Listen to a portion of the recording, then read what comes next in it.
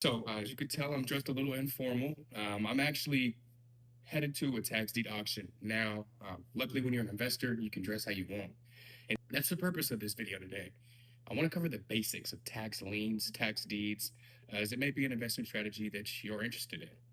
Like I said, as I was on the way out, as you could tell, I'm staying here in a hotel in Oklahoma. On the way out to a tax deed auction here in Tulsa County, I kind of thought, why not, show some people the pros and cons, the general understanding of this, and see who may be interested in this. First and most importantly, this is not a get rich quick scheme. Okay, this is methodical. This is stating that someone has capital to invest into tax liens or deeds. And when they get a return on profit, they will reinvest not only that original capital, but also the money earned, the profit earned from that deal, and reinvest that in another tax lien deed and continue this cycle methodically, time in and time out, to grow their funds. Okay, so most importantly, this is not a get rich quick scheme. The second most important thing, actually, why don't I just get into it? So here's the thing. Tax liens or deeds, the two outcomes and goals of tax liens and deeds. Okay, the two outcomes and goals are either to get a mandated return interest on your money or to acquire property. I gave off the first and most importantly, this is not a get rich quick scheme. Okay, I want to give off three additional reasons why tax liens and deeds just make sense. Okay, so the first is it is safe. Okay, it's safe because this is mandated by the county level government. Okay, so how many of y'all know that the government always is going to protect their assets, right? The government's always going to protect themselves. Second, it is simple. Okay, it's simple because most people don't have time for complicated, right? We are busy people. We have families and children and parents and grandparents and a job and a side hustle and a hobby. And we have so many things in our life. The last thing that most people want is a complicated and difficult investment. So it's simple and it's safe. Lastly, you have a great ROI. Long gone are the days where you can earn a single digit ROI and make any type of movement with that, right? Any type of single digit ROI in these times is going to be eaten away by inflation. Okay. So it's very important that when you look for any investment, that you're at least getting double digit returns. So this is why we do tax deeds. Now, how do they work? What happens? What are the two things that are inevitable in our lives? Death and taxes. All right. So if we know that everyone dies and everyone pays taxes, that will make this whole tax entity thing make more sense. Okay. So everyone has to pay taxes. Part of our taxes include property taxes. Okay. Now we know some states don't require an income tax, and some counties don't have a sales tax. There's all these little different things. Every state and county have property taxes. Okay. You ain't getting around that one. All right. If you don't like it, change the law. Okay. So everyone has to pay property taxes. Now, there are two types of people: those that pay and those that don't. All right. So with that, there's an outcome either which way. You pay, you keep your property. You don't, you may not keep your property. So let's talk about those who do not pay their property taxes. So I want to start with tax lien investing. What is tax lien investing? So let's give a parallel to what it is. I like to consider them and call them like a CD on steroids. Okay, so a tax lien is a CD on steroids. And you'll see what I mean by that in a moment.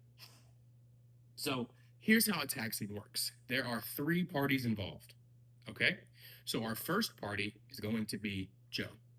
All right, Joe is the property owner. Okay, so Joe has a home in the state of Florida. And Joe has $1,500 in back property taxes that he hasn't paid. All right, so we have Joe, the property owner. Next, we have the county. All right, so Joe's here. The county's up top. The county's our intermediary. Okay, the county. Let's say Joe's in Duval County. That's Jacksonville, Florida. So Joe lives in Jacksonville, Florida. The county is Duval County of Florida. Okay, so the county's our intermediary, and then you have Jane. Jane is our investor. Jane has $1,500 extra because she's diligent in saving and she's already paid her property taxes. And Jane wants to spend this somewhere. So how does this triad, this triangle work? So Joe is late and delinquent on his property taxes. Okay. Duval County says, Joe, you're late on your property taxes. We need the money. Now, why does the county need the money? Let's start there. The county needs the money to keep themselves liquid, right? I mean, what does the county's money go to? Let's rephrase that. What is the county's money supposed to go to? Teachers, paved roads, firefighters, etc. Okay, so they say, Joe, we need our money. We already set our budget. We need to get paid. So Joe says he cannot pay, and the county then goes out to the general public and says, hey, we're issuing a tax lien certificate on Joe's property. If any investor is interested, we will pay them a handsome rate to invest their money. So the state of Florida pays 18%. They have what's called a redemption period, meaning that Joe has 2 years to not pay that tax before Jane can do something. I'm going to go there in a minute. So let's stay on track here. Joe hasn't paid taxes. Duval County has now issued a tax lien certificate on his property. Jane purchases that tax lien certificate. Where's her benefit? Where's Jane's benefit? She doesn't want to just invest her $1,000 to get $1,000 back, right? So that's why the county incentivizes investors to invest in tax liens, meaning that they offer a mandated interest rate. How do they get this interest rate? Well, you all know when you pay late, especially when you're dealing with the government, there's always a fee, right? There's always going to be some sort of fee to pay for being late. The fee is a mandated interest rate. Specifically in the state of Florida, it is 18%, okay? So Jane invests into Joe's tax lien certificate. Now, the county serves for 2 reasons. One, they serve as a mandated interest rate, so they have this in actual law, so that you do have to pay that 18% interest rate. And more importantly, the county serves as an intermediary. Now, how many of you know this is beneficial? Does that make sense? If you just gave Joe your money outright, that man's going to Vegas with your $1,000. Okay, so it's critical that we don't. Jane and Joe don't know each other, and that's a benefit, right? So the county serves as that intermediary. So Jane paid to the county. They say year 1, Joe, you have not paid. Year 2, Joe, you have not paid. Jane is total in $3,000 for this investment. Okay, now where's Jane's benefit? At the end of 2 years, only 2 things can happen. So the first one that happens is Joe says, all right, I've got my $3,000 plus my 18%, which comes out to be about what? About $550. Okay, so he pays her $3,000, or he pays the county $3,000 plus $550. So Jane, in the event that Joe pays back, Jane leaves her investment of $3,550. Okay. Now, more importantly, what happens if Joe doesn't pay? Is Jane out of luck on her money? Absolutely not. In the event Joe doesn't pay, Jane is now eligible to foreclose on that property for just the back taxes she had paid, that $3,000, plus a small administration fee to foreclose on the property. Here's the thing with this, guys. Tax lien certificates, although there is a chance for property acquisition, I don't want to make this better than it is. Okay? Most of the time you're going to get paid back. And here's why. Because in the event that Joe owns that property outright, he's not going to lose his property for $3,000. Okay? He's not going to lose that property for $3,000. Now, some of you may say, okay, that's great. And there are millions of properties across the United States that are paid off, Sierra. But what if it's not? What if he's like me and I have a mortgage on my property? Then how does that work, Sierra? I'm glad you asked. So tax lien certificates do take precedent over the mortgage. Here's why the banks aren't worried about that, though. The banks, how many of y'all know this is not the bank's first rodeo, okay? The bank has plenty of times dealt with this. So what happens is, while Joe was getting issued notices of delinquency, so was the bank. Now, when the tax lien certificate was issued and Jane purchased it, the bank was also well aware of that. What do you think the bank's going to do? Let's say, for the sake of it, Joe has a $100,000 property and a $50,000 mortgage on that property. Do you think that bank's going to let a $100,000 property go for $3,000? Certainly not. So while Joe is notified of everything happening in this process, as is the bank. So I ask you, at the end of this redemption period, when the property is eligible for foreclosure, do you think that Joe, if he owns the property outright, or the bank, if they have a mortgage on that property are going to let that $100,000 property go for $3,000? Of course not. And this is why I say more often than not, when you're investing in tax liens, most of the time, you're not going to acquire property. I want you to go into tax lien investing understanding that you're going to get a mandated interest rate on your money over a certain period of time. I want property acquisition to be a blessing, not an expectation. Okay? But understand, I don't care either way. I don't care who pays me. Joe, the bank, the bank's mama, I don't care who pays me. I just want my money plus the mandated interest rate. And in the event no one pays me, I know I'm eligible to foreclose on that property. So tax lien investing has came to a strategy that's a win-win for the investor. You get your money back plus the mandated interest rate, you're eligible to foreclose on a property. Where do you lose?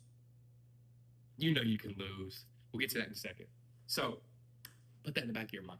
So there's actually an entirely separate concept and topic that I'm more than willing to talk about. And let me know, guys, if this is something just of interest to you. Let me know if it is down below, and I'd be more than willing to expand on this and kind of go over some nuances, some pros, some cons, and what can go wrong, what can go right. I would love to talk about it in more detail. I just want to present the high-level information to y'all today. Is that okay? And like I said, if you're interested, let me know, and I'd be more than willing to expand on this. I want to transition into tax deed investing. So if y'all were following along, tax lien investing is for a more passive investor, okay? Someone who's just looking to get a mandated interest rate on their money. And in the event things go well, they acquire a property. So I want to talk more about tax deeds. These are going to be a little more active. So if you're following along, please take your notes out. Y'all know how we do. Get your notes out here. We're going to get into some more nitty gritties. There are a few nuances of terminology that I'll tighten up at the very end here, but for all practical matters, about half the states are lien, half are deed, okay? The only difference of a lien and a deed state is a tax deed state is going to work similar to a lien, that they're going to issue a tax lien certificate on the owner's property. Here's the difference. Let's take a state like Oklahoma, whose tax deed auction I'm about to go to.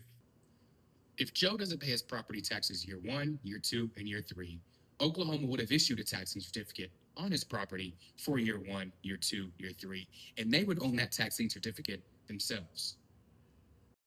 At the end of the period, if Joe, the bank's mama, nobody pays the county back, the county is going to go in property, take ownership. When I talk with people about this, they're like, "What? I mean, why would the county do? Why would they go put it up? Why don't they go, fix the house up and flip it? Or why don't they, put it on the listing, give it to a real estate agent to put on a listing and sell it? Then there's more money." Guys, understand, the county is not in the real estate business. The county can't even properly handle the public school system and the roads. And shout out, and my people in Oklahoma and Texas, y'all know exactly what I'm talking about. The county can't even maintain what they got going. The last thing they want to do is add real estate to their arsenal. Okay, all the county wants. The county's not in the real estate business; they're in the tax collecting business. Okay, all the county wants is a property owner who is going to pay their taxes, their property taxes. That's all they want. Because of that, they sell these at these tax deed auctions for pennies on the dollar because they don't care about how much they're making from the sale of the tax deed. They just want someone on their tax payroll. Okay? They're at the auction. The only difference here is now, instead of buying a tax lien certificate and waiting a certain amount of time for them to redeem and pay you back or foreclose, you're just buying this property outright. Now, that tells you something. There may be some work to be done on these properties. If they're just being sold outright for pennies on the dollar, maybe someone in death, divorce, disaster, these are 3 areas that really affect homes, properties, and not being paid, right? So let's say there may be some work to be done on these properties. That's perfect. And let me tell you why. The more work that needs to be done, meaning you buy low, the opportunity is all the way up here, meaning there's a lot of margin and profit opportunity for a lot of people involved.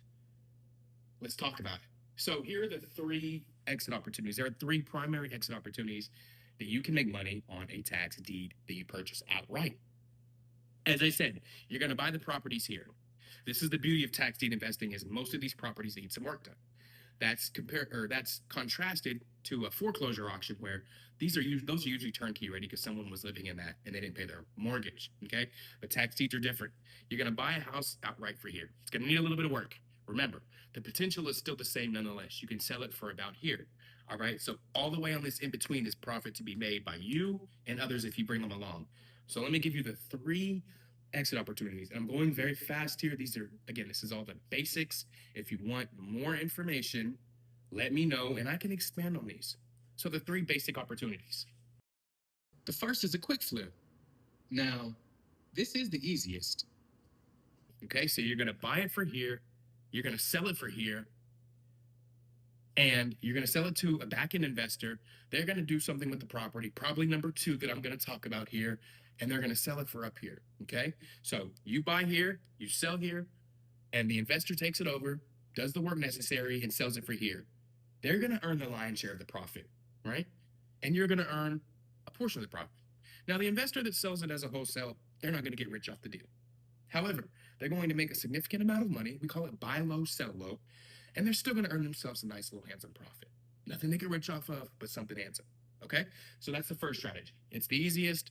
You don't even have to go in there and lift a hammer. Second, and I don't want to make this one better than it seems. It's amazing, but it's going to take a lot of work. This is called a fix and flip.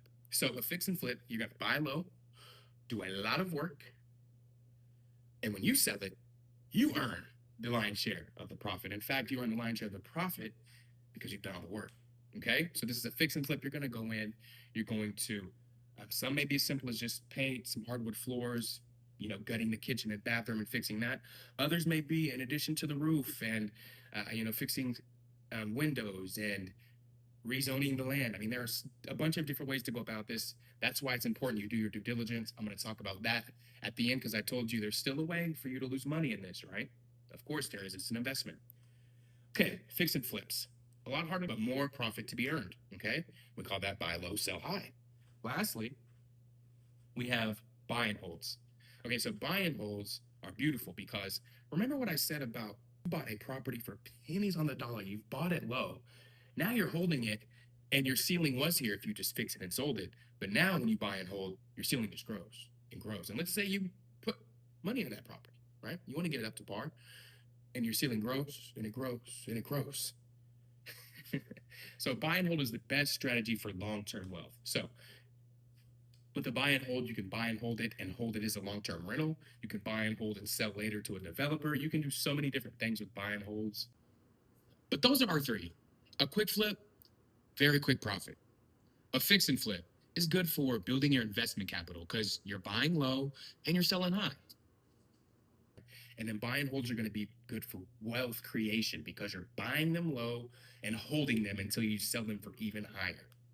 Okay? If you even decide to sell them at all, again, appreciation and cash flow, or you can sell it. Entirely up to you. Okay, we moving good here. I know y'all are understanding it. So look, let's talk about a few outstanding things. The first one I want to cover is the auction. So there are two primary types of auctions. You've got online and you've got in person. Now, from there, every county has their own little nuances and their own style to the auctions. There are tons of different auction types. There are the bid down on the interest rates. There are the bid up on the prices. There are round robins. There are grab it out of the hats. I'm not joking. Seriously, like random draw generations. There are so many types of auctions, okay? So understand that based on your capital level, your comfortability, your expertise, your experience, all of those things are going to come into play until what type of auction is going to be best for you to begin, okay? There are also things called hybrid states, states like Florida, where they offer liens and deeds. I mean, that's pretty sweet, right? You can get a mandated interest rate and property in the same state. That's pretty awesome. And then there's a third strategy. Talked about liens, deeds. There's a strategy called over the counter.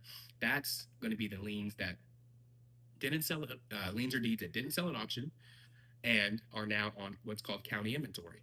Of course, they still want to get paid on those. They still want a property tax contributor to take ownership of those properties.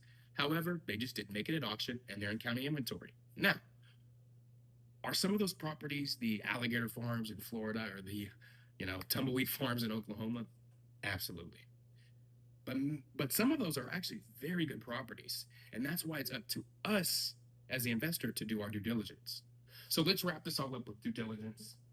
How do you lose, Sierra? This oh my, this sounds amazing. It's mandated, it's simple, it's easy, there's a great ROI, it's guaranteed this and that, but where is the drawback? It's in your due diligence. You could go on to a county website and get yourself registered, get yourself ready for the auction, and go throw $2,000 at the dartboard and hope it works. But you don't know what you've gotten. And how many of you know you could acquire a sidewalk that's 5 feet by 20 feet long? What are you going to do with that? I heard somebody say they're going to put a lemonade stand. No, you're not. You can't even put a lemonade stand on it nowadays. All you're going to do is ride your bicycle up and down and curse out Sierra because he told you tax deeds are a good investment. All right? And that's why I wanted to preface this by saying your due diligence is the most important part. That is how you lose in a tax lien or a tax deed. It's not knowing what the property is. Because on the tax lien side, the property is the collateral. And on the tax deed side, you're buying the property outright for pennies on the dollar. So you damn sure need to know what is the property. And there are different things that can go wrong in different counties, states, etc. You have your coastal states that may have, bald eagle sanctuaries and sea turtle sanctuaries and tortoise sanctuaries. They may be in certain types of flood zones. They may be wetlands. They may have blue jays. Then you have some on the West Coast that have Joshua trees. And then you have different type of zoning laws in other states that you're unable to get to. There are so many things in due diligence that you have to know about. And that is where education comes in. All right. So an individual like myself is who you need to work with. Somebody that has done this, that does this, and that knows specific states that can help you get started. Now, anyone who says they know all 50 states, all 3,000 counties, there's 3,000 counties for you to get involved in, y'all. Over 3,000 counties for you to get involved in. Anyone that proclaims that they know all over 3,000 counties and all 50 states inside and out, and they're just the best ever, they fib it to you, they're lying. You need to work with someone that has a mastery. Understand the term I'm using here, mastery of very specific states and regions that they invest in and that they know work. And you may partner with multiple people as you grow and scale. But what's important is what I just said, mastery. So advice for everyone to start in 2 states. The state they live in and an advantageous state based on if they want to do liens or deeds. All right? So most people should start in 2 states, work with one individual who has a mastery of a few states in a region. And after they too master the states in the region, they can move on to the next. But it's very critical that you start with 2 states, master those, add an additional state, master it, add another, master it, and grow yourself as a natural investor. So if any of you are interested in anything, expanding more upon this, let me know. I would love to make more videos on this. If you're serious, not interested in getting more information, not considering, if that's you, continue to watch these videos. You're not ready to invest yet. Okay? And that's okay. If you are ready to invest, you are ready to do something different, and you're ready to make a change, get with me. I love to help people that are serious about getting invested and want to hit the ground running and get going. Guys, this is not difficult at all. I told you the way you lose your money. It's in the due diligence, and education is how you're going to ensure that you don't lose your money and that you know how to do proper due diligence on the tax liens and the tax deeds. So I hope this provided you with some value. In fact, I know it did. Many of you, whether you're brand new at this or you already have some experience, tax deed and lien investing is a great way. It's a great entry point into real estate. And for those of you that are new to investing in totality, it's the best way for a beginner investor to get started.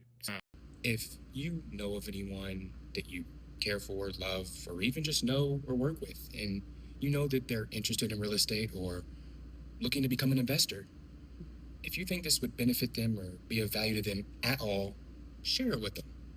And if you or them have any questions at all, you reach out to me personally. Congratulations in advance on your success.